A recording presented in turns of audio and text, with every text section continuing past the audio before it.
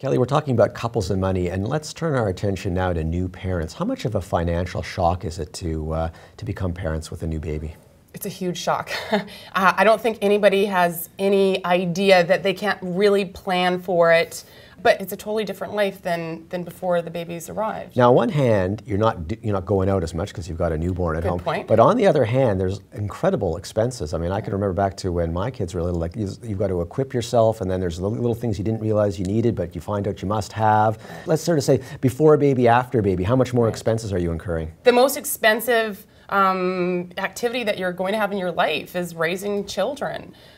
And it's going to make, it's going to mean the difference between your mortgage being paid off 10 or 20 years earlier. Right. I certainly see couples that didn't have kids have a very different life than parents that did. And as you know, it doesn't end after daycare. It continues for grandkids and everything else. So it's not just a commitment while you have the kids at home.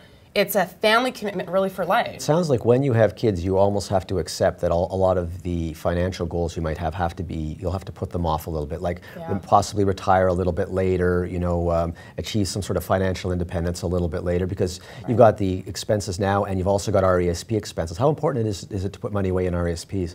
Really important, but not at the expense of your own retirement. And what I saw when I was doing a lot of stuff in the US is parents tend, students tend to come out of school expecting to have debt.